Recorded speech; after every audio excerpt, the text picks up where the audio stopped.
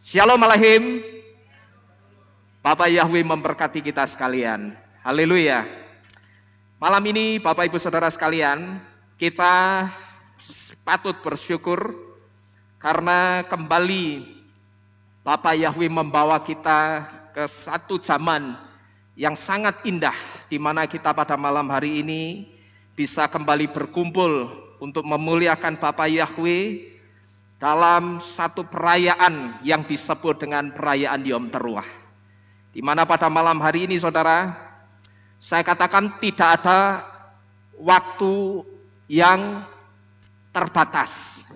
Kalau detik ini Adonai Yesua belum datang, itu tidak menutup kemungkinan 1 detik, 1 menit ke depan atau beberapa jam ke depan Yesua tidak datang juga, belum tentu. Tetapi kalau Yesua memang belum datang juga pada hari ini, itu artinya Adonai Yesua masih memberikan satu kesempatan bagi kita untuk kita merubah kehidupan kita untuk menjadi lebih baik lagi. Tentunya iman percaya kita di dalam Bapa Yahweh. Amin. Nah Bapak Ibu Saudara sekalian, malam hari ini di dalam perayaan Yom Teruah, kita akan bersama-sama merenungkan firman Tuhan yang akan berbicara tentang Maran Ata Yesua Hosana, yang artinya adalah Adonai Yesua datanglah dan selamatkan kami. Nah Bapak Ibu Saudara sekalian, tepat jam 6 sore tadi kita sudah meninggalkan tahun Ibrani 5781. Atau tahun apa saudara 5781 itu? Tahun P Alef. Dan saat ini kita sudah bersama-sama masuk ke tahun Ibrani yang baru, yaitu tahun 5782 yang disebut juga dengan tahun P Bet. Kalau kemarin P Alef berarti hari ini P Bet, ya, urutannya Alef, Bet, Gimel, Dalet, He, dan seterusnya. Dan perlu kita ketahui Bapak Ibu Saudara sekalian, bahwa tahun 5782 kali ini saudara, tidak kebetulan tahun 5782 ini bertepatan juga dengan tahun Semitah. Tahun Semitah atau tahun Sabat atau yang disebut juga dengan Sefiit, ini adalah tahun perhentian. Nah, apa itu tahun Semitah atau tahun Sabat? Atau disebut juga dengan tahun perhentian. Untuk kita bisa mengerti tahun Semitah ini, kita harus melihat terlebih dahulu siklus kehidupan bangsa Israel yang disebut dengan siklus kehidupan 7 tahunan. Nah, sejak bangsa Israel kembali menguasai tanah perjanjian pada tahun 1967, mereka menghitung dan menjalankan siklus kehidupan 7 tahunan. Setiap siklusnya itu akan berakhir dalam sebuah tahun Sabat, yaitu dihitung sejak Yerusalem kembali ditaklukkan pada tanggal 7 Juni 1967. Maka pada tahun 5775 atau tahun Ayin He yang lalu atau 7 tahun yang lalu saudara, Israel memasuki tahun Sabat yang ke-49. Dari mana tahun Sabat ke-49 ini? Ini dari siklus 7 tahunan kali 7. Dan ini sesuai dengan kitab Wayikra atau kitab Imamat pasal ke-25 ayat yang ke-8. Jadi saudara, pada tahun Semitah ini, setiap 7 tahun kehidupan bangsa Israel, selama 6 tahun mereka boleh bekerja. Dan selama 6 tahun juga, mereka itu juga boleh selain bekerja, mereka juga boleh mempekerjakan orang. Dan kalau mereka seorang petani, mereka juga boleh mengolah tanah pertanian mereka. Tapi nanti pada tahun ke-7 mereka harus berhenti dari segala aktivitas mereka karena oleh Bapak Yahweh tahun ke-7 itu sudah ditetapkan sebagai tahun Sabat atau tahun perhentian. Dan dalam siklus 7 tahunan ini saudara, ini terus berulang sampai 7 kali, yaitu selama 49 kali atau 49 tahun. Lalu nanti setelah tahun ke-49 itu akan ditutup tahun ke-50 yang kita kenal dengan tahun apa? Tahun 50 itu. Tahun Yobel. Jadi saudara, tahun 5782 ini yang sekarang mulai hari ini kita hidupi, ini sebetulnya adalah awal dari siklus kehidupan 7 tahunan yang pertama. Artinya sekarang ini bangsa Israel itu sedang memulai lagi siklus kehidupan 7 tahunan dikali 7 seperti yang kitab Wayikra atau kitab Imamat pasal ke-25 ayat 8 katakan. Karena siklus 7 tahunan kali 7 sebelumnya itu sudah selesai pada tahun berapa ini? 5775. Jadi 7 tahun yang lalu itu sudah masuk ke siklus 7 tahunan yang ke-7. 7 kali 7 jumlahnya 49. Lalu ditutup ke tahun ke-50 yang disebut dengan tahun Yobel. Nah, sejak tahun 5775 sampai tahun 5782 ini berarti sudah berapa tahun Ibrani? 7 tahun Ibrani. Maka dengan demikian tahun 5782 ini adalah awal dari siklus kehidupan 7 tahunan yang pertama. Maka itu artinya sekarang ini bangsa Israel itu sedang memulai lagi siklus kehidupan 7 tahunan kali 7 seperti yang kitab Imamat pasal 25 ayat 8 katakan. Dan pada tahun Semitah 5775 yang lalu atau 7 tahun yang lalu, pemerintah Israel itu menggelontorkan dana sebesar 28,87 dolar Amerika Serikat untuk membantu keuangan para petani supaya mereka bisa menjalankan dan menghidupi tahun Semitah itu dengan tenang. Nah, untuk apa uang sebanyak itu saudara? Seperti kita ketahui saudara, setiap tahun Semitah atau setiap kali tahun Sabat atau tahun perhentian, tanah itu tidak boleh digarap. Mereka yang punya tanah setiap tahun Semitah atau tahun Sabat, tanahnya itu harus berhenti diolah, tidak boleh digarap, tidak boleh dibajak.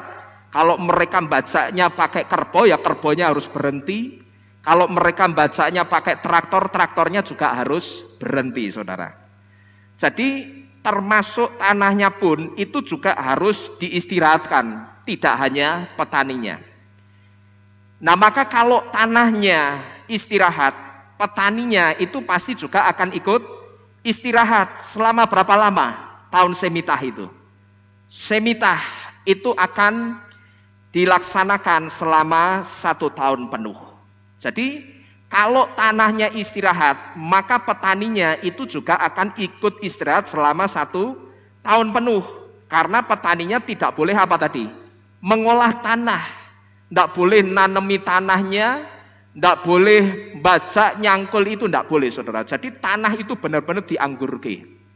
Ya, tidak boleh diolah, tidak boleh disentuh sama sekali.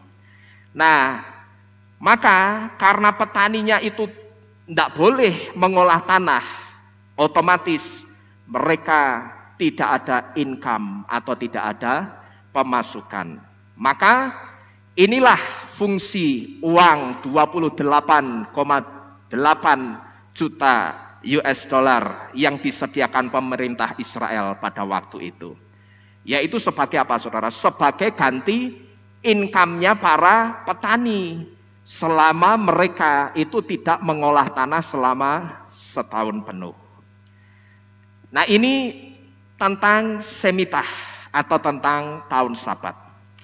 Kita akan kembali bersama-sama ke firman Tuhan pada malam hari ini Bapak Ibu Saudara sekalian, yang berbicara tentang Maranatha Yeshua Hosana. Artinya apa tadi saudara? Adonai Yesua, datanglah. Terus hosananya, selamatkan kami. Jadi hosana itu yang benar artinya selamatkan kami. Hosana itu artinya bukan, arahnya itu bukan sanjungan kepada yang maha tinggi. Selama ini banyak orang yang keliru ketika mengucapkan kata hosana, itu masuk arahnya ke sanjungan yang maha tinggi, sanjungan kepada Tuhan. Ya hosana, hosana, terus apa? Aku memujimu, kan gitu. Nah ini kan berarti arahnya ke sanjungan yang maha tinggi. Ini sebetulnya keliru, penempatan kata hosana di situ keliru, saudara. Ya, karena hosana itu artinya sekali lagi adalah apa? Selamatkan kami. Jadi Maranatha Yesua hosana itu artinya Adonai Yesua, datanglah dan selamatkanlah kami. Nah Bapak Ibu Saudara sekalian, saya coba mencari di dalam kitab suci tentang kata Maranatha. Tetapi rupanya ketika saya coba mencari di dalam kitab suci, saya berharap itu saya menemukan banyak kata Maranatha di dalam kitab suci. Tapi rupanya ketika saya coba cari, saya hanya menemukan kata Maranatha itu hanya di satu kitab, saudara, yaitu di dalam kitab Aleph Korintim atau kitab 1 Korintus pasal ke-16 ayat yang ke-22. Di situ dikatakan, jika seseorang tidak mengasihi Adonai Yesua Hamasyah, biarlah dia menjadi terkutuk. Maranatha. Coba kita buka kitab suci kita bersama-sama. Kita baca, saudara. Ya, 1 Korintus 16 ayat yang ke-22. Sudah ketemu semua? Aleph Korintim atau 1 Korintus 16 ayat yang ke-22. Di situ dikatakan, kita baca bersama-sama, jika seseorang tidak mengasihi Adonai Yesua Hamasyah, biarlah dia menjadi terkutuk. Bersama-sama kita katakan, Maranatha. Nah di sini saudara, saya coba merenungkan ayat ini baik-baik, saudara. Yang pertama, ketika saya coba cari kata Maranatha, itu saya pikir saya akan mendapatkan banyak kata Maranatha di dalam kitab suci kita. Tapi rupanya Maranatha itu hanya ditulis di dalam satu kitab, yaitu kitab 1 Korintus 16 ayat 22 ini tadi. Nah di sini saya coba merenungkan ayat ini baik-baik. Karena setelah Rabi Saul mengatakan, siapa yang tidak mengasihi Yesua, biarlah dia menjadi terkutuk. Nah di sini saya coba renungkan, saudara. Lalu setelah Rabi Saul itu mengatakan siapa yang tidak mengasihi Yesua, biarlah dia menjadi terkutuk. Lalu setelah ayat itu, ini kok ditutup dengan kata Maranatha ya? Di situ saya merenung, saudara, bukankah Maranatha itu artinya datanglah ya Tuhanku? Nah lalu sebetulnya apa maksudnya Maranatha di ayat ini? Kalau kita memperhatikan di ayat sebelumnya atau di dalam ayat yang ke-21, di situ kita akan melihat ada satu hal yang tidak biasa dilakukan oleh Rabi Saul atau Rasul Paulus. Apa itu saudara kira-kira? Kalau kita melihat di ayat 21-nya, barangkali saudara itu adalah orang yang rajin membaca kitab suci, dan saudara sangat mengikuti kisahnya Rabi Saul atau Rasul Paulus. Kira-kira ketika saudara mengikuti terus kisahnya Rasul Paulus atau Rabi Saul, saudara bisa tidak menemukan kebiasaannya Rabi Saul, saudara? Kalau saudara tidak bisa menemukan, saudara akan menemukannya di ayat 21. 1 Korintus 16 tetap, tapi ayat 21-nya. Kalau kita memperhatikan di ayat sebelumnya, ayat 21, kita akan melihat di situ ada satu hal yang tidak biasa dilakukan oleh Rabi Saul. Kira-kira apa? Yang tidak biasa dilakukan Rabi Saul apa kira-kira? Ayat 21 itu cluenya, petunjuknya. Rabi Saul ngapain? mencium tangan. Yang tidak biasa dilakukan Rabi Saul, yaitu ketika Rabi Saul menulis pesan di ayat 22 untuk jemaat di Korintus. Biasanya Rabi Saul itu tidak pernah menulis sendiri pesannya, saudara. Tapi selalu setiap Rabi Saul mengucapkan pesan, yang nulis itu juru tulis atau yang disebut dengan amanuensis, yaitu asisten sastra atau artistik, khususnya yang mengambil dikte atau menyalin manuskrip. Jadi kalau saudara perhatikan di dalam kitab suci, Rabi Saul itu punya kebiasaan. Kebiasaannya itu pokok kalau setiap kali dia ngomong, saudara, itu dia tidak pernah nulis sendiri, tapi dia akan suruhan juru tulisnya yang disebut dengan ini, amanuensis ini. Ya. Tapi kalau saudara perhatikan di ayat 21 itu menjadi petunjuk bagi kita. Satu hal yang tidak lazim yang dikerjakan oleh Rabi Saul. Nah, kalau biasanya dia suruh orang untuk menulis setiap pesannya, tapi kenapa ketika menulis pesan di ayat 22 untuk jemaat di Korintus, Rabi Saul itu menulis dengan tangannya sendiri. Dan setelah saya coba mencari tahu, rupanya Rabi Saul melakukan hal ini itu untuk memberi satu tendensi atau satu penekanan pada pesan dan kutukan yang dia ucapkan, saudara. Ya. Memang kalau kita membaca kitab suci kita ini secara utuh, saudara tidak akan pernah menemukan alasannya kenapa sampai Rabi Saul itu biasanya dituliskan orang, tapi saat itu ballpointnya si juru tulis itu diminta, sini biar aku yang nulis sendiri. Ya, maka di ayat 21 dikatakan apa? Salam dengan apa itu? Tanganku sendiri. Lalu di situ ada regards-nya atau ada salam hangatnya. Dari siapa itu? Dari Rabi Saul atau Rasul Paulus. Dan kalau kita itu menerima ucapan adalah doa, berarti saudara, bisa saya katakan kutukan yang diucapkan oleh Rabi Saul ini juga sebuah doa. Ya.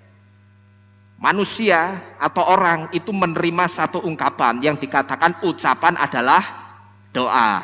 Terus orang ngomong apa? Maka kalau ngomong hati-hati karena ucapan itu doa. Nah, kalau kita menerima ucapan adalah doa, berarti pada waktu Rabi Saul itu mengatakan terkutuklah orang yang tidak mengasihi Adonai Yesua, itu berarti juga doa atau enggak, saudara? Doa juga.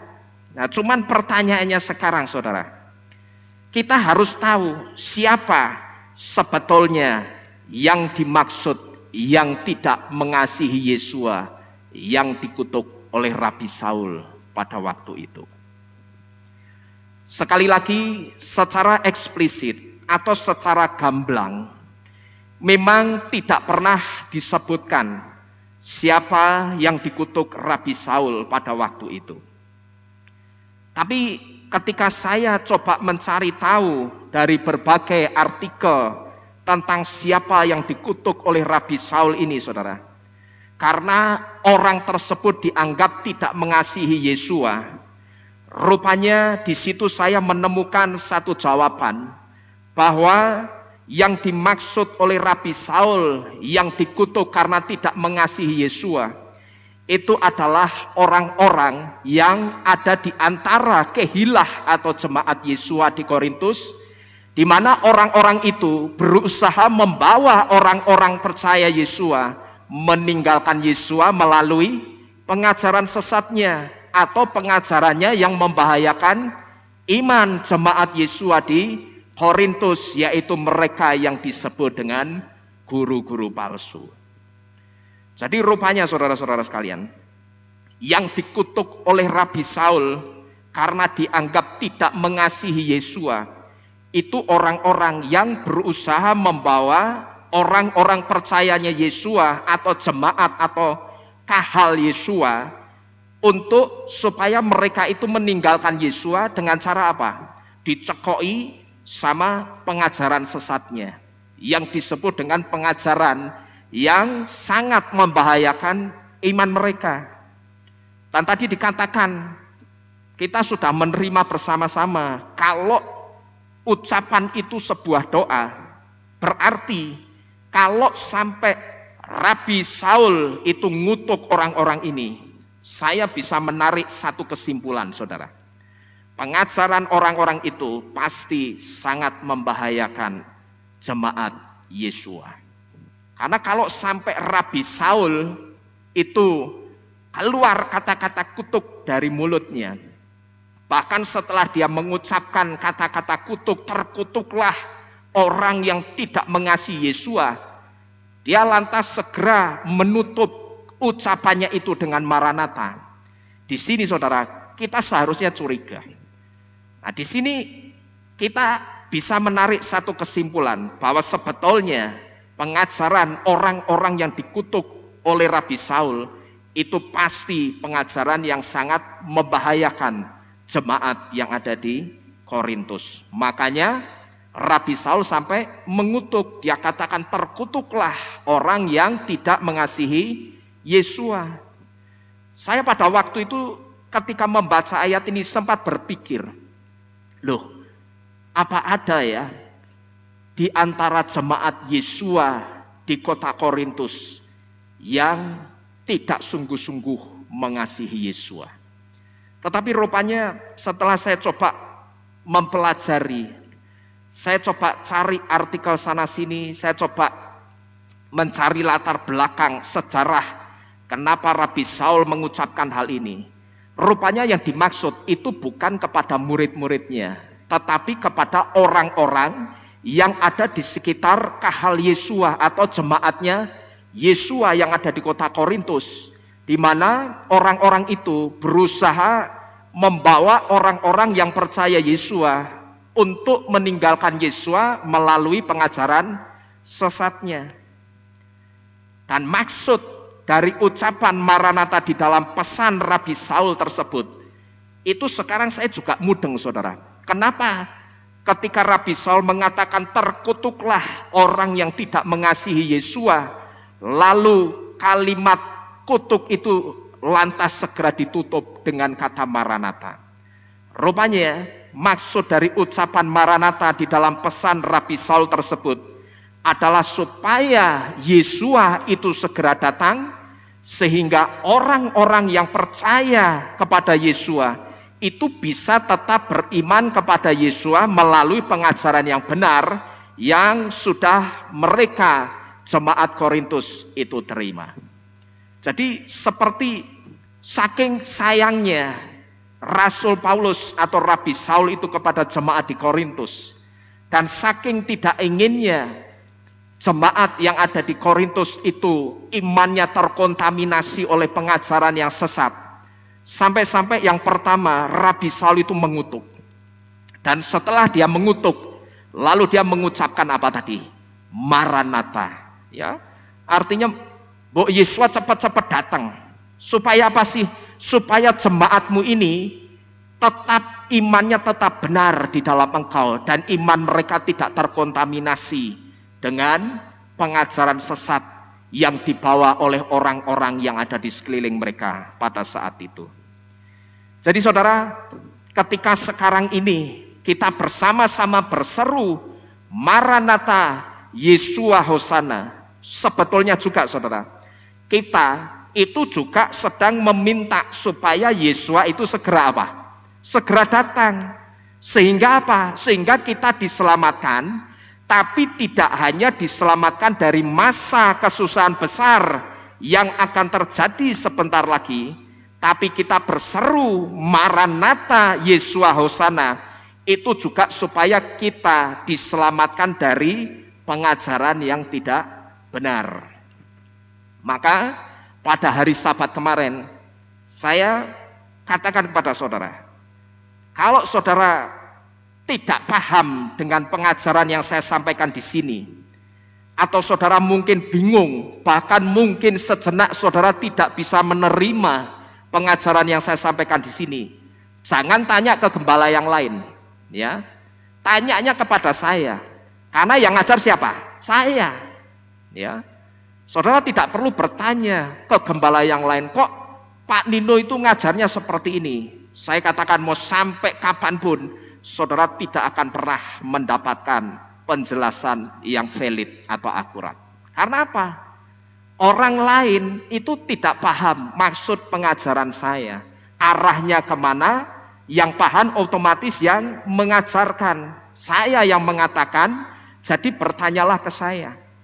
Kalau saudara bertanya ke gembala yang lain, itu namanya salah alamat saudara.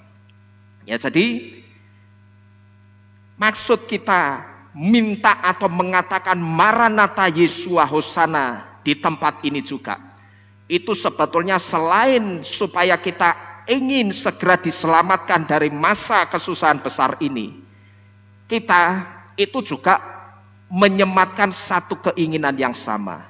Artinya Yeshua, datanglah segera, selamatkan kami dari pengajaran yang tidak benar. Diakui atau tidak? Sekarang ini saudara, di dalam kalangan orang-orang yang menyembah Bapak Yahweh, ya, coba saudara renungkan, di kalangan orang-orang yang sama-sama menyembah Bapak Yahweh, itu pengajarannya sudah lain-lain. Ya, saya ambil contoh saja, soal makanan kosher. Saudara datang di gereja pengagung Yahweh di tempat ini, kita melakukan pola makan kosher. Tapi nanti ketika saudara online melalui YouTube atau melalui media sosial lainnya, ketika saudara mendengarkan orang yang juga dari kalangan yang menyembah Bapak Yahweh, ada enggak di antara kita yang tidak pro dengan makanan kosher? Coba saudara jawab. Ada enggak? Ada, ya. Ada yang mengatakan soal makanan itu bebas, ya, mau makan apa saja bebas. Nah, jadi dari sini saja saudara, dari kalangan kita sendiri saja itu pengajarannya sudah berbeda. Maka terus terang Bapak Ibu Saudara sekalian, yang ada di dalam jantung hati saya sekarang ini seperti apa yang dirasakan oleh Rabi Saul. Dia katakan Maranatha itu dengan satu tujuan, supaya Yeshua itu datanglah segera, sehingga ketika engkau datang sekarang ini, iman kami itu masih ada di dalam pengajaran iman yang benar. Begitu loh saudara, ya. Jadi saya renungkan, kok pas banget ya dengan apa yang saya rasakan di tempat ini. Rasanya itu kalau saya mendengar jemaat Tuhan di tempat ini kebingungan dengan pengajaran yang lain karena melihat pengajaran-pengajaran yang lain di luaran sana melalui YouTube. Saya merenung saudara, Pak, bagaimana ini? Kemudian jemaat bertanya, ini yang mengatakan pendeta yang terkenal. Nah, pendeta itu mengatakan seperti ini dan itu berbeda dengan pengajaran di tempat kita. Kalau sudah begitu saudara, saya tidak akan pernah mendebat sedikit pun. Saya hanya akan mengatakan begini. Saya sudah memberitahu di tempat ini, setiap pengajaran yang kita terima, itu kita sudah punya batu pengujinya dan kita juga sudah punya air kerasnya. Untuk apa batu penguji dan air kerasnya itu? Untuk menguji apakah pengajaran itu sesuai dengan firman atau tidak. Kalau saudara gesekkan, saudara benturkan pengajaran itu dengan batu penguji, yaitu firman Tuhan dengan Torah atau dafar Elohim, saudara tetesi juga dengan air keras yang juga adalah dafar Elohim dan Torah, dan ternyata pengajaran yang saudara terima dari luaran itu luntur, tidak sesuai, ya tidak usah dipakai.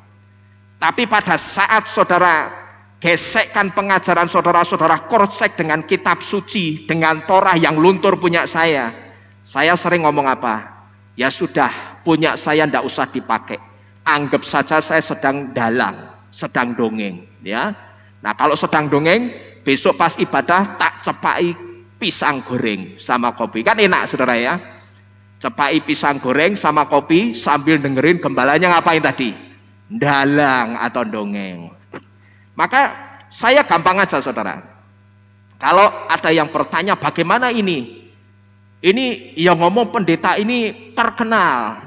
Kalau saya tidak pernah sejak saya kecil itu tidak pernah saya menjadikan pendeta barometer iman saya, saudara. Ya. Ketika pendeta, katakanlah saya punya idola, kemudian pendeta itu mengajarkan sesuatu yang tidak pernah saya dengar, selalu saya akan cross check dengan kitab suci. Kira-kira benar enggak? Luntur enggak pada saat pengajarannya itu saya gesekkan ke kitab suci, lalu saya tetesi dengan air keras, itu luntur enggak? Kalau luntur ya enggak usah dipakai. Berarti itu emas asli atau palsu? Emas palsu, ya.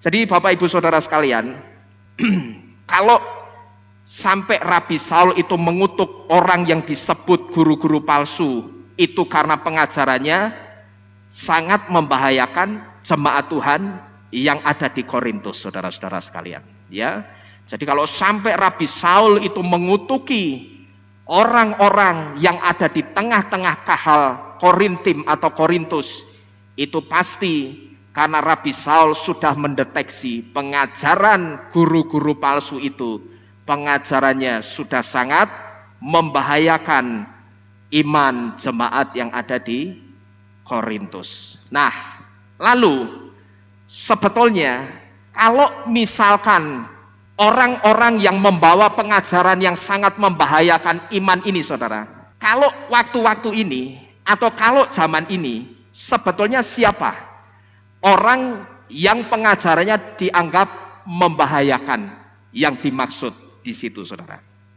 Ya, tadi kita sudah diberitahu, Rabi Saul itu mulutnya sampai keluar kata kutuk, bahkan setelah dia mengutuk dia mengucapkan Maranatha, seperti dia itu terkesan terburu-buru. Mbok ya Yesus itu cepat datang supaya orang-orang yang sudah aku ajar dengan pengajaran yang benar ini, ketika engkau datang dia tetap ada dalam iman yang benar. Maka Maranatha, datanglah Yesua, gitu loh. Sehingga ketika engkau datang, engkau mendapati iman yang benar di dalam jemaatmu. Paham, saudara? Itu maksudnya Rabi Saul seperti itu. Ya, sampai dia terkesan terburu-buru.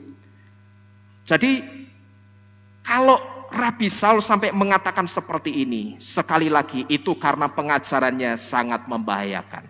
Nah, kalau zaman ini, saudara, siapa kira-kira orang-orang yang pengajarannya dianggap membahayakan yang dimaksud di sini? Yang pertama, orang yang pengajarannya dianggap membahayakan adalah orang yang mengajarkan supaya tidak perlu melakukan apa ini? Torah. Ya. Saudara harus hati-hati. Kalau sampai ada orang yang mengajarkan kita tidak perlu lagi melakukan Torah, itulah satu di antara orang yang dikutuk oleh Rabi Saul karena pengajarannya sangat membahayakan iman jemaat, yaitu orang yang mengajarkan supaya tidak perlu melakukan Torah.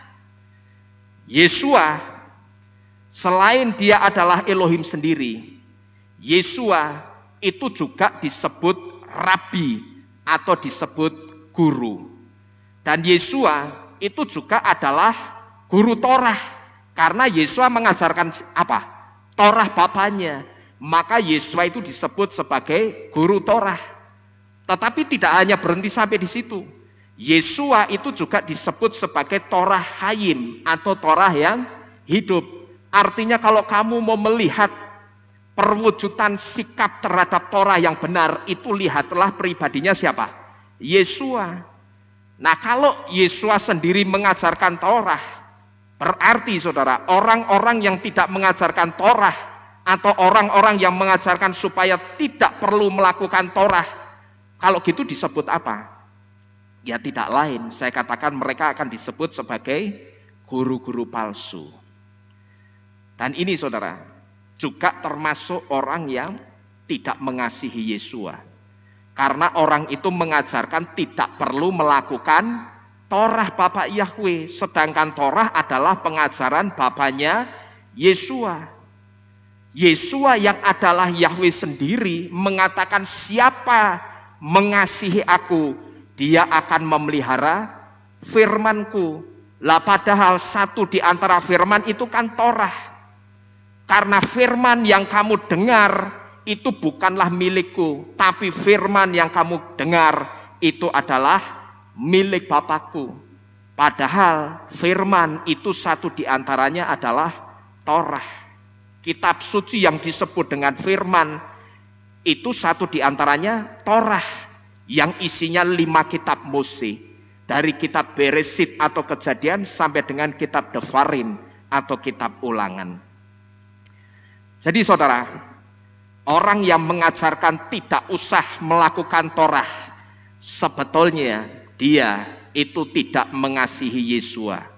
Dan sebetulnya juga dia juga guru palsu. Sekalipun saya katakan dalam pengajarannya dia membawa-bawa nama Yesua. Perhatikan ini baik-baik. Sekalipun dalam pengajarannya dia membawa nama Yesua, tapi kalau dia mengajarkan kita tidak perlu melakukan Torah lagi, kita sekarang sudah hidup di dalam kasih karunia sehingga kita tidak perlu tunduk kepada Torah lagi. Sekalipun dia membawa nama Yesua dalam pengajarannya, menurut Rabi Saul, rupanya pengajar yang seperti ini itu masuk dalam kategori apa? Guru-guru palsu. Dan disebut juga orang yang tidak mengasihi Yesua. Bahkan oleh Rabi Saul lebih keras dari saya. Orang yang tidak mengasihi Yesua karena mengatakan tidak perlu melakukan Torah lagi. Rabi Saul ngomong apa tadi? Ngomong kutuk atau berkat? Kutuk, saudara. Ya, itu yang ngomong bukan saya. Yang ngomong adalah Rabi Saul, Bapak Ibu Saudara sekalian. Ya. Nah, ini yang pertama. Orang yang disebut membawa pengajaran yang membahayakan iman jemaat adalah orang yang mengajarkan tidak perlu apa tadi? Tidak perlu melakukan Torah Bapak Yahweh, Bapak Ibu Saudara sekalian, ya.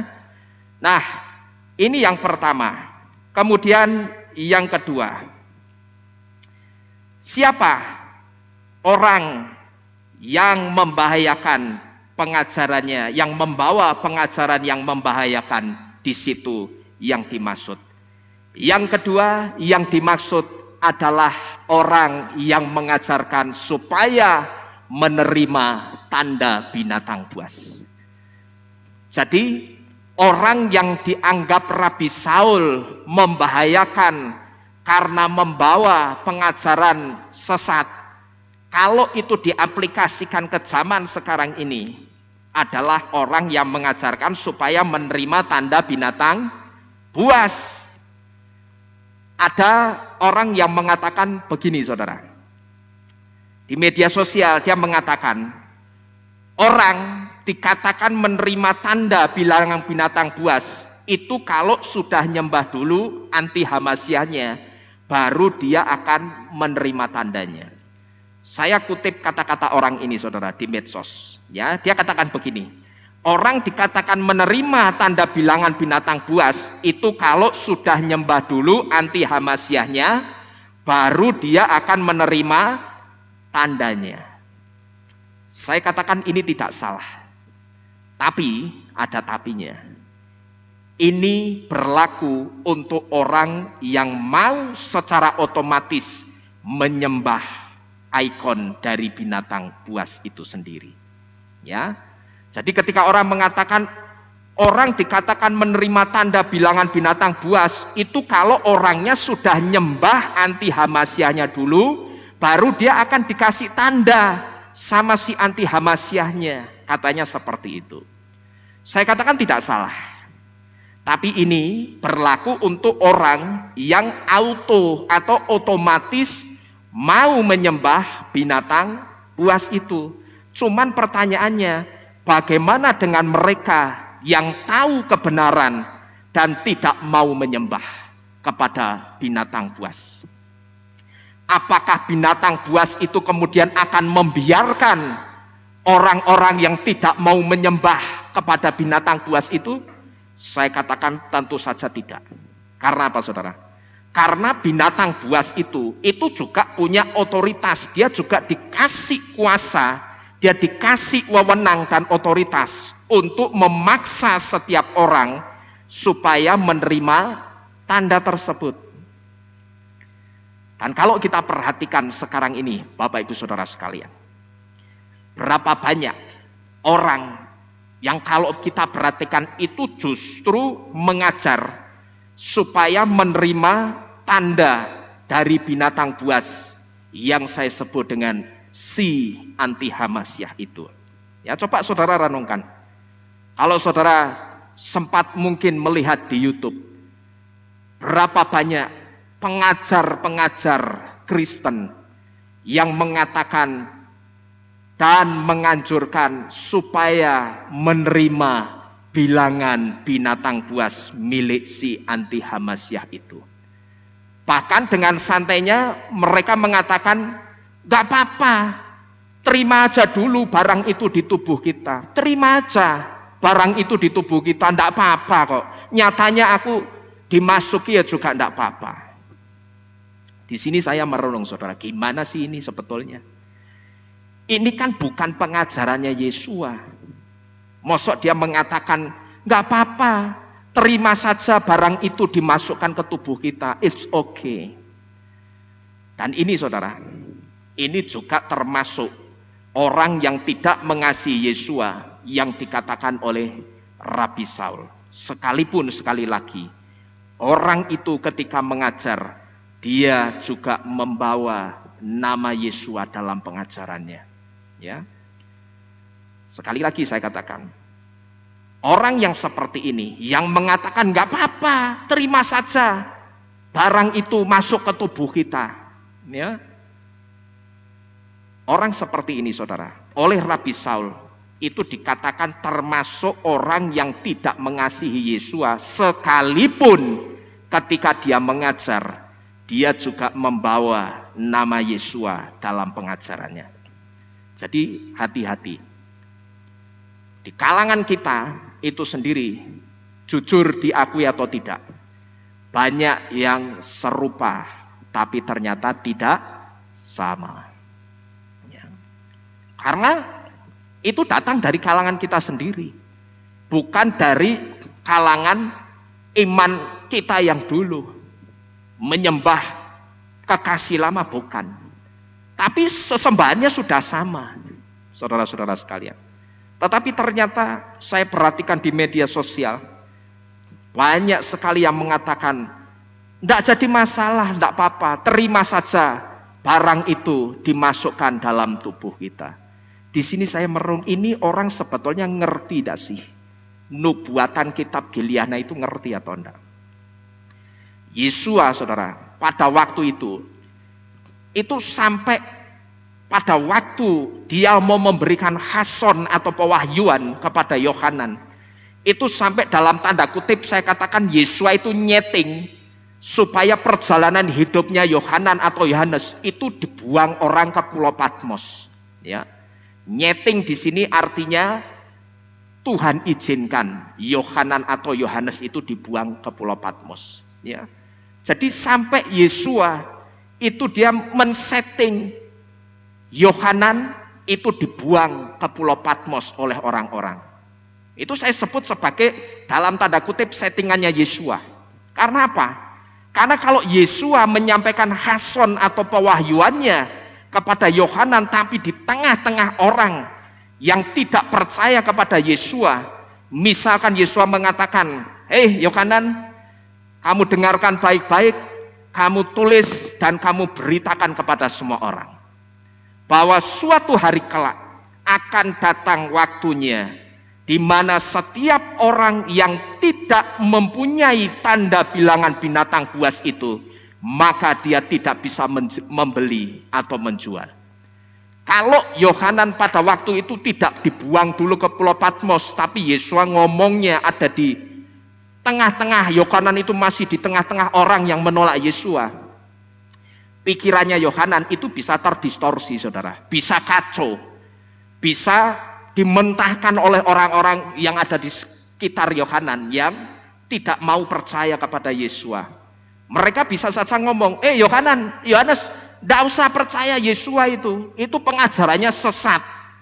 Nah di sini Yohanan nanti pasti akan ada di tengah-tengah kebingungan, ini mana yang benar. Maka saya katakan Yohanan sampai dibuang ke Pulau Patmos itu sebetulnya dalam tanda kutip settingannya Yesus. Memang settingan yang dimaksud di sini adalah memang diizinkan oleh Yesus dibuang ke Pulau Patmos. Sehingga pada waktu itu dalam pemandangan alam roh, Yohanan diberitahu, Yesus menyatakan hason atau pewahyuannya. Dan di situ satu di antaranya Yesus mengatakan bahwa suatu hari kelak akan datang waktunya kepada siapapun yang tidak memiliki tanda dari binatang buas itu, dia tidak akan pernah bisa membeli ataupun menjual. Ya. Jadi Yesus melalui Yohanan sewaktu di Pulau Patmos itu jelas-jelas sudah memberitahu bahwa suatu hari nanti akan datang waktunya siapa yang tidak memiliki tanda bilangan binatang buas itu tidak bisa membeli atau menjual. Sekarang coba saudara renungkan. Bukankah surat penyerta dari barang yang saat ini sedang digalakkan untuk dimasukkan ke tubuh setiap orang, surat penyerta itu mengarah kuat ke nubuatan kitab Geliahna atau kitab Wahyu 13 ayat 17. Ya. Surat penyertanya ini kan jelas, saudara. Sebetulnya datang dari nubuatan apa? Cuman terus terang herannya saya, orang yang katanya pengajar ngerti firman, kok justru ngajar supaya diterima ya. Terkadang saya bingung juga, saudara. Ini kan aneh. Ini sebetulnya dia ngerti ndak? Nubuatan kitab Wahyu itu ngerti ndak sebetulnya gitu loh. Sampai Yesus itu ketika mau memberikan hason atau pewahyuannya, dia ndak sembarang tempat. Yesus bisa saja ngomong sama Yohanan di sembarang tempat, di waktu yang Yesus suka-suka. Tapi sampai Yohanan itu disetting dulu, dibuang orang-orang ke Pulau Patmos. Baru di situ Yesus menyatakan hason atau pewahyuannya. Sampai Yesus itu seperti itu. Tuhan itu sampai seperti itu, saudara. Maka kalau ada orang yang mengatakan barang yang sedang digalakkan untuk dimasukkan ke tubuh setiap orang itu tidak masalah diterima. Saya mau tanya, bukannya surat penyerta yang saat ini menyertai barang yang sedang dimasukkan ke tubuh setiap orang, surat penyerta itu nubuatannya mengarah kuat ke kitab Geliahna 13 ayat 17. Sebetulnya ini sangat jelas sekali, Bapak Ibu Saudara sekalian. Tapi kalau saya perhatikan di medsos, itu banyak sekali orang yang menentang nubuatan ini. Ya sudahlah, kalau yang sudah model begini, saya tidak mau nonton, saudara. Saya biarkan saja. Karena kalau saya ikut nimbrung, debat, nanti akan jadi berkepanjangan. Ya sudahlah, itu imanmu, ya silahkan. Ya. Bahkan ada yang mentertawakan, wah ini pengagum Yahweh yang sok ngeroh, yang sok rohani. Apa-apa dikaitkan dengan firman. Wong cuman cairan seperti ini kok dikaitkan dengan firman. Saya katakan bukan soal cairannya sekarang ini. Mungkin cairan itu sekarang mungkin ya belum ada isinya apa-apa. Mungkin juga cairan itu baru pilot project atau percobaan, diterima atau enggak ketika dilempar ke pasar seperti ini, ke umum, ke publik. Bisa juga seperti itu. Tetapi yang jadi masalah, surat penyerta yang menyertai barang itu nubuatannya mengarah kuat kepada Giliana 13 ayat yang ke-17. Kalau saya perhatikan zaman dulu saudara, saudara masih ingat enggak tentang microchip? Masih ingat enggak saudara? Microchip ingat ya? Yang bentuknya seperti apa? Coba ingat benar enggak? Beras atau jagung? Beras, betul. Kalau saya perhatikan zaman dulu saudara, pencanangan pemasangan microchip melalui program apa? Masih ingat enggak? Obamacare beberapa tahun lalu. Kalau saya perhatikan pencanangan pemasangan microchip melalui program Obamacare beberapa tahun lalu, itu kalau saya perhatikan lagi ternyata itu seperti cuman sebuah wacana yang dilempar ke publik. Tujuannya untuk apa? Untuk memancing respon orang-orang. Kira-kira kalau orang itu tak pasangi microchip, responnya bagaimana ya? Gitu loh saudara. Pada kenyataannya ada enggak pemasangan microchip yang tujuannya untuk mengontrol manusia secara global? Belum ada. Tapi kalau microchip, orang yang beli microchip sendiri itu banyak. Ya, karena microchip itu bisa dibeli sama jenenge iki? Suntikane injeksinya itu bisa dibeli. Jarumnya gede saudara. Ya jarumnya berarti lebih besar sedikit dari satu butir beras. Disuntik, orang bisa beli sendiri secara online, disuntik sendiri, lalu diprogram sendiri juga bisa. Mau diprogram isinya untuk dokumen keuangan kita, atau hanya diprogram cuman untuk kode akses untuk buka pintu atau buka brankas, itu juga bisa. Ya, saudara bisa beli di AliExpress, di toko-toko online itu banyak yang seperti itu. Itu chip yang model RFID, saudara. Nah, kalau saya perhatikan pencanangannya pada saat zaman program Obamacare dulu, itu saya perhatikan cuman sebuah wacana yang dilempar ke publik untuk memancing respon orang-orang. Kira-kira kalau orang itu tak pasangi microchip, responnya seperti apa ya? Nah, pada waktu itu muncul berbagai respon. Ya, yang pertama, ada yang menerima microchip ini karena dianggap, wah, ini yang aku tunggu-tunggu. Microchip ini kan sebuah teknologi yang akan mempermudah hidupnya manusia. Sekarang kalau aku pergi, aku tidak perlu bawa kunci jerandul di celana. Ya kan bikin berat.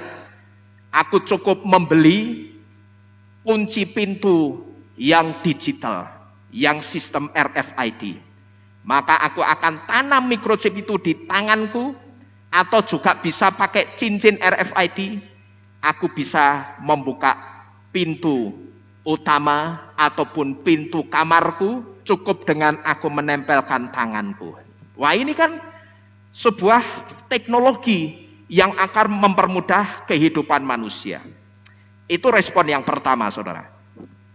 Kemudian respon yang kedua, orang yang kedua ini menolak dengan keras karena tidak mau menerima, karena microchip, dia beranggapan sebetulnya microchip itu penggenapan nubuatan kitab Giliana 13 ayat 16 sampai 18. Ya, coba yuk kita lihat yuk sama-sama ya. Giliana atau Wahyu 13 ayat 16 sampai dengan yang ke-18. Di situ dikatakan, dan dia membuat semua orang kecil dan besar, juga kaya dan miskin, bahkan merdeka dan hamba, supaya dia memberikan kepada mereka sebuah tanda pada tangan kanan mereka atau pada dahi mereka, dan supaya setiap orang tidak dapat membeli atau menjual kecuali dia yang mempunyai tanda atau nama binatang itu atau bilangan namanya. Inilah hikmat itu. Siapa yang memiliki pengertian, biarlah dia menghitung bilangan binatang buas itu, karena itu adalah bilangan seorang manusia dan bilangannya adalah 613 Nah, orang yang kedua merespon, oh sorry, saya tidak mau terima. Karena mikrochip itu penggenapan dari kitab Geliahna atau kitab Wahyu 13 ayat 16 sampai dengan yang ke-18. Itu orang yang kedua. Tapi orang yang ketiga, itu ada orang yang saya sebut, dia ragu-ragu antara menerima atau tidak. Sehingga saudara, ketika dia ragu-ragu antara menerima atau tidak, saya banyak mendengar orang yang mengatakan begini, ya sudahlah, kalau itu memang diwajibkan, kita terima dulu saja, ya. Pokok kita terima dulu, mau disuntikkan di kulit kita, di bawah kulit kita, ya silahkan, monggo. Baru nanti, kalau ternyata mikrochip itu benar, tandanya anti Hamasyah, ya kita keluarkan lagi saja. Ini orang yang ketiga, saudara. Nah, di orang yang ketiga ini, atau tanggapan yang ketiga ini, saudara, saya ingin mengatakan begini.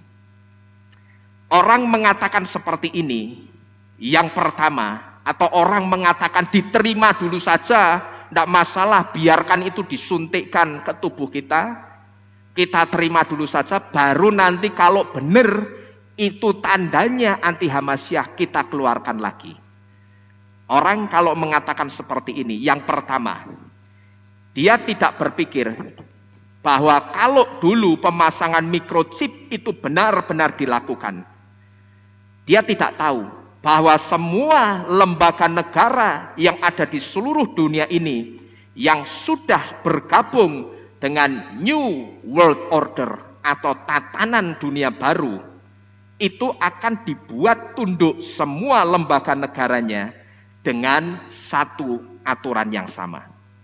Dibuat tunduknya bagaimana aturannya? Tidak boleh ada instansi manapun yang melepas mikrochip yang sudah ditanam di tubuh orang. Nanti kalau sampai ada yang berani mengeluarkan chip itu, akan kena apa? Sanksi. Ya. Jadi kalau orang mengatakan, tidak apa-apa, terima dulu saja, suntikkan dulu. Baru nanti kalau benar-benar itu tandanya anti Hamasyah, kita copot sendiri. Orang ini lupa atau mungkin tidak tahu bahwa ketika pemasangan chip itu dulu, kalau sampai benar-benar dilakukan, mereka bukan orang bodoh, saudara. Ya, mereka pasti akan berkoordinasi dengan semua lembaga negara yang ada di seluruh dunia ini. Semua instansi di masing-masing negara, kepolisian, rumah sakit, ya, itu akan diberitahu. Mikrochip yang sudah dipasang di tubuh setiap orang tidak boleh dicopot. Kalau sampai kamu berani nyopot, urusannya berat, kena sanksi. Ya. Yang pertama, kalau orang mengatakan seperti itu, saya akan mengatakan orang ini berarti tidak tahu kalau New World Order atau orang-orang yang ada di dalam tatanan dunia baru itu pasti sudah berkoordinasi dengan semua instansi di dalam negara-negara yang bergabung dengan mereka. Jangankan mikrochip, saudara. Ya. Saya pernah ingat, dulu saya punya kenalan. Ternyata kenalan saya itu maling, saudara. Dia maling sepeda motor, ketangkap polisi, lalu ditembak di jenenge apa ya? Dengkul. Dan pelurunya masih tinggal di situ. Di betisnya. Iki apa jenenge ngarani ya? Dengkul ya. Pokok ditembak di sininya, saudara. Saudara tahu, rumah sakit itu tidak boleh mengeluarkan peluru itu tanpa seizin kepolisian. Kalau tidak percaya tanya aja. Ya. Nah, jangankan mikrochip, rumah sakit saja itu tidak berani mengeluarkan peluru yang ditembakkan polisi ke tubuh penjahat tanpa seizin kepolisian. Ya, itu kejadian nyata, saudara. Saya punya kenalan itu maling motor ketangkep, dikasih hadiah timah panas. Dan sampai sekarang itu masih ada di kakinya. Tidak boleh dilepas. Ya, karena itu sebagai tanda dia residivis juga gitu loh. Sebagai tanda juga kalau dia residivis, sekalipun dia mantan residivis tapi tetap. Dan dia cerita, wah rasanya kalau pas udaranya dingin, buah kakiku rasanya linu semua. Ya, sampai segitunya saudara. Jadi rumah sakit saja itu tidak berani nyopot peluru yang ditembakkan polisi ke kaki penjahat itu. Lah apalagi microchip, pasti sudah berkoordinasi dengan orang-orang yang ada di dalam pemerintahan New World Order ini. Tidak boleh kalau sampai ada yang berani melepas, akan kena sanksi. Jadi kalau peluru saja rumah sakit tidak berani, apalagi microchip. Ini yang pertama. Orang mengatakan diterima dulu saja, nanti kalau benar tandanya anti Hamasyah dicopot lagi. Yang pertama orang itu berarti tidak ngerti urusan sampai ke dalamnya saudara. Kemudian yang kedua, kalau orang itu mengatakan diterima dulu saja, nanti kalau benar itu tandanya anti Hamasyah, kita copot sendiri microchipnya. Kalau orang mengatakan begitu, yang kedua berarti dia tidak pernah berpikir betapa hebatnya pencetus Obamacare ini, di mana dia itu bisa saja membuat microchip itu memiliki ketergantungan dengan tubuh kita. Artinya apa?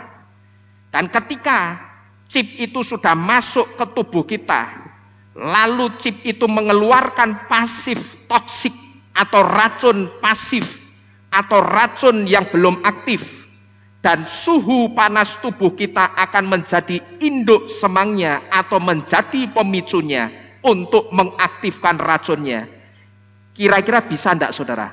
Tubuh kita, panas tubuh kita, suhu tubuh kita itu akan menjadi pemicunya atau jadi induk semangnya untuk mengaktifkan racun itu.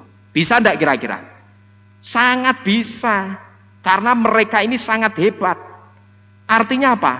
Artinya ketika chip itu masih ada di dalam tubuh kita, toksik atau racunnya itu tidak akan aktif. Karena apa? Karena gelombang microchip yang ada di dalam tubuh kita itu masih mengontrol supaya toksik itu jangan aktif dulu. Itu dengan catatan kalau chipnya masih ada di mana? Di dalam tubuh kita. Paham enggak saudara sampai sini? Paham ya? Kalau chipnya itu masih ada di dalam tubuh kita, gelombang microchip itu akan ngontrol. Si toksik jangan aktif dulu, tapi pasif. Gitu loh saudara. Tapi begitu microchip itu dikeluarkan dari tubuh kita, maka toksik atau racunnya bisa aktif enggak kira-kira? Dibikin bisa aktif, bisa enggak? Sangat bisa juga. Karena apa? Suhu tubuh kita itu sudah disetel, disetting, dijadikan sebagai trigger, sebagai pemicu dari toksik atau racunnya. Ketika microchipnya masih ada di dalam tubuh kita, toksiknya masih pasif, tidak aktif. Tapi begitu chipnya kita keluarkan sendiri, chipnya keluar. Ya kita tunjukkan gini keluar. Tapi dia tidak tahu bahwa ternyata microchip itu bisa saja disetting. Ketika dimasukkan ke dalam tubuh, dia mulai mengeluarkan toksik. Cuman toksiknya, racunnya itu masih apa tadi? Aktif atau pasif? Pasif. Gitu loh. Tapi begitu microchip itu diambil dari tubuh, ternyata microchip itu sudah disetting. Begitu jauh dari tubuh, toksik atau racun ini jadi aktif. Bisa enggak itu? Bisa. Kalau saudara lihat penjara apa namanya? Yang orangnya enggak perlu di dalam penjara itu nyebut apa nek ngarani ya? Tahanan luar. Tahanan luar di mana ya saya lupa, di Amerika atau di mana itu. Itu enggak perlu dikawal polisi kemana-mana, eman-eman polisi nih, ya ngentek ke duit, ngawal penjahat ngapain? Cukup diapain saudara tahu? Dikasih kalung yang disetting jarak radiusnya. Kalau dia keluar lebih dari radius yang sudah ditetapkan, kalung itu akan meledak. Jadi tidak perlu pakai dikawal polisi kemana-mana, itu tidak perlu. Cukup disetting saja, dikalungi apa namanya, kalung bom, lalu disetting. Kamu keluar dari jarak sekian meter yang sudah ditentukan, maka kalung itu akan otomatis ke-trigger dan dia akan meledak sendiri. Nah, saudara tahu kalau sudah meledak seperti apa? Ya.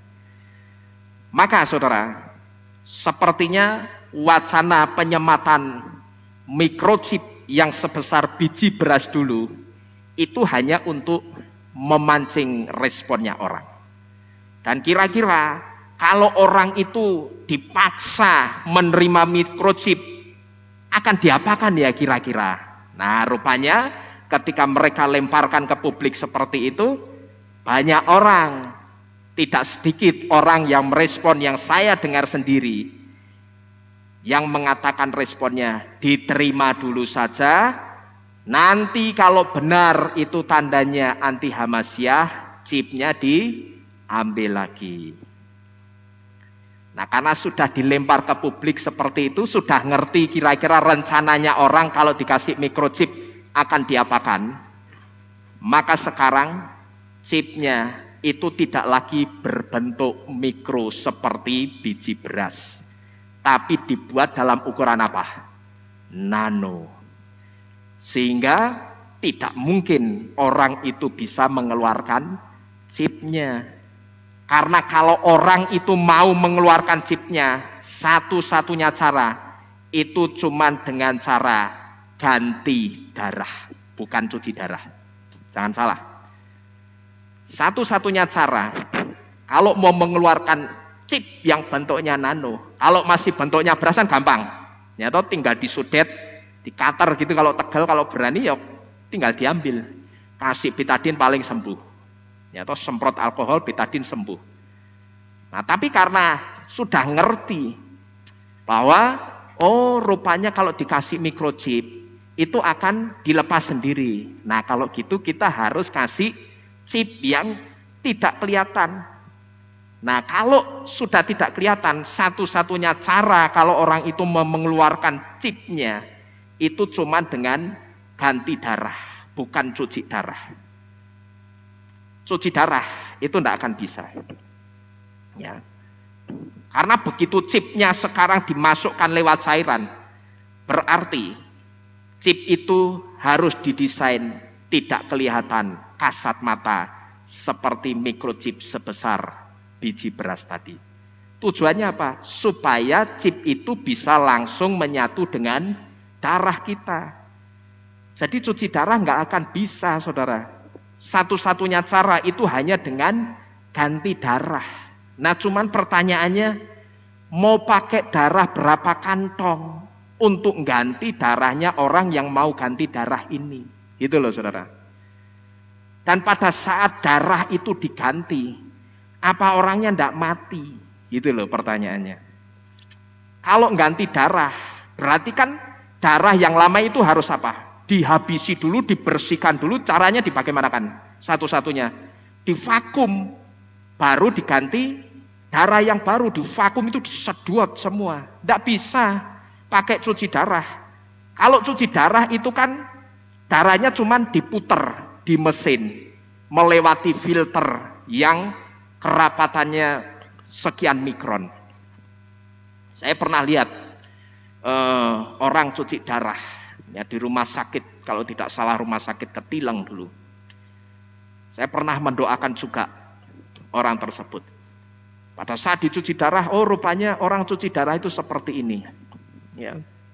Pak Franky pernah ya? Pernah lihat berarti petunjuk ya, seperti apa cuci darah itu. Dikasih selang,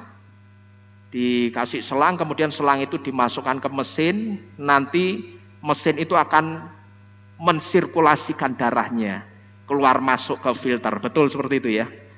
Sampai berapa jam itu petunjuk? 4 jam, sampai 4 jam. Sampai 4 jam sekali cuci darah. Itu diulangi enggak sekali itu? Oh, minimum 4 jam, tergantung kondisi darahnya seperti apa. Bisa lebih dari itu ya, kalau darahnya sudah sangat rusak ya berarti ya. Kalau cuci darah hanya seperti itu saudara. Tapi kandungan chip yang ada di dalam darah itu pasti tidak akan hilang sepenuhnya gitu loh saudara. Karena apa? Itu sudah dibuat sekecil mungkin, tidak kasat mata. Jadi nggak bisa pakai cuci darah. Tapi harus divakum dulu, baru diganti darah yang baru. Dan pada waktu divakum atau disedot, ini apa orangnya tidak mati? Kan seperti itu pertanyaannya. Dan sepertinya sih saudara, belum pernah ada orang ganti darah. Kalau orang tambah darah banyak, ya, orang cuci darah banyak, nambah darah, misalkan kecelakaan, kehilangan banyak darah, tinggal mintakan PMI, itu ganti apa nambah? Cuma nambah. Ya, cuma nambah darah banyak. Cuci darah juga banyak orang yang melakukan itu. Tapi kalau ganti darah, kok sepertinya saya belum pernah lihat ya atau mendengar orang yang ganti darah. Dan yang pasti saudara, kalau orang sampai ganti darah, organ-organ tubuhnya itu pasti akan beradaptasi lagi dengan darah yang baru. Jadi orang yang mengajar dengan mengatakan menerima tanda dari binatang si buas Hamasyah, yaitu si anti Hamasyah, sebetulnya dialah satu di antara orang yang dimaksud oleh Rabi Saul yang disebut tidak mengasihi Yesua. Saya harus mengatakan hal ini.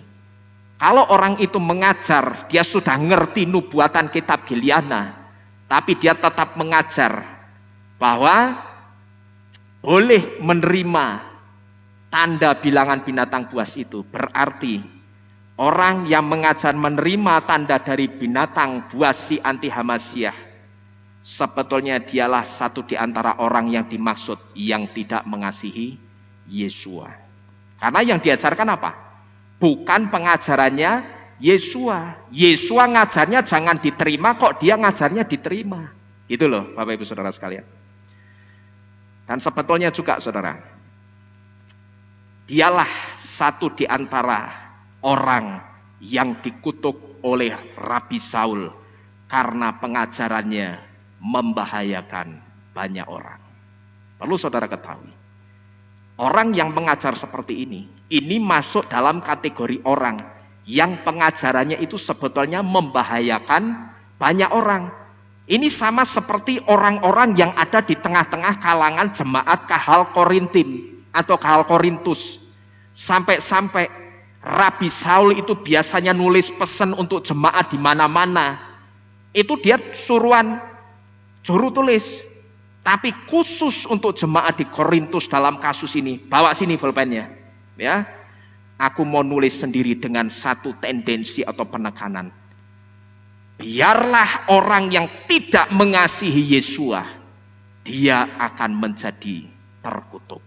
Dan setelah itu Rabi Saul mengatakan apa? Maranatha.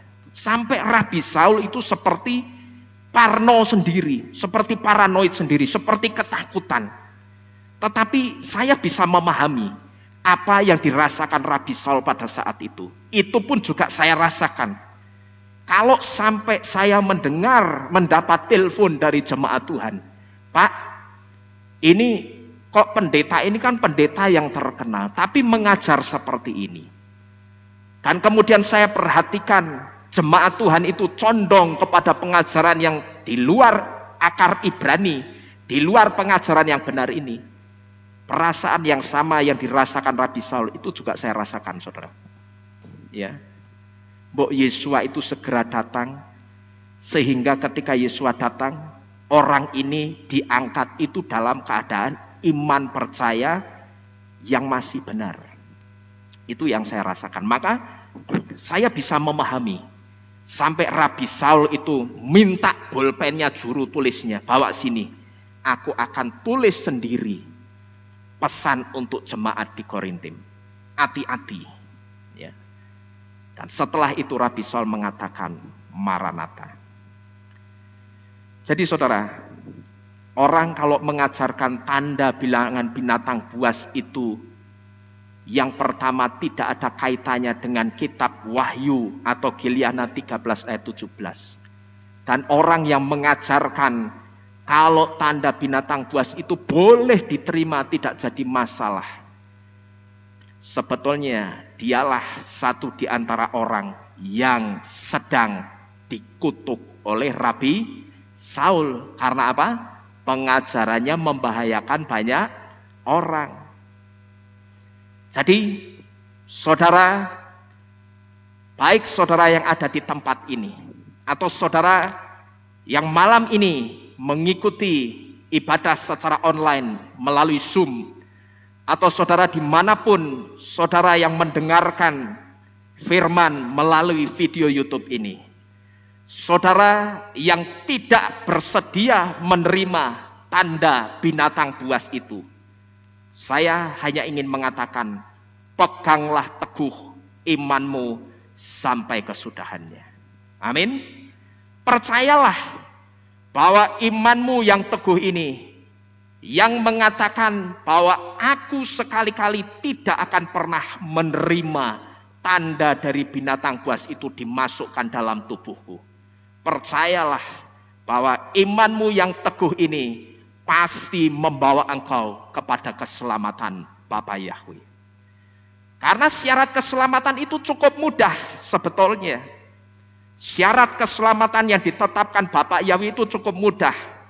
Yang pertama, selain menjadi pelaku firman dan Torah, syarat keselamatan lainnya itu cuman perlu meterai nama Yahweh di mana ini?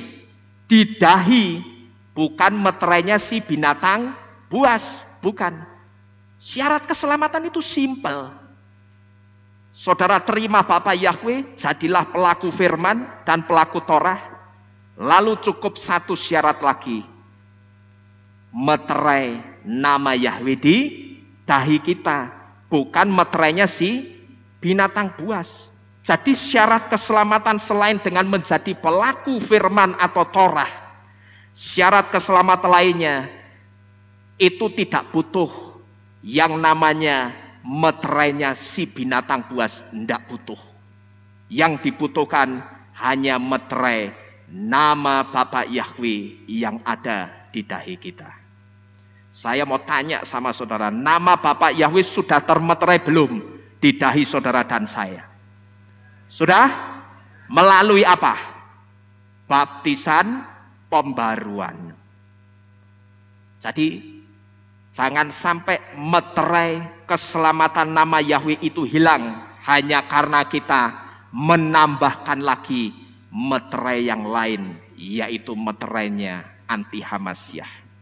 Jadi pegang teguh meterai keselamatanmu sampai kesudahannya, dan biarkan meterai itu membawamu kepada keselamatan Bapa Yahweh. Amin. Amin. Lesyana Tovah Umitukah. Tahun ini pasti menjadi tahun yang manis dan baik bagi kita bersama Bapa Yahweh, Adonai Yeshua, dan Ruach HaKodes. Amin. Amin. Bapa Yahweh memberkati kita sekalian. Kita bersama-sama bangkit berdiri. Kita akan kembali naikkan pujian kita. Maranatha, Yeshua datanglah. Haleluya.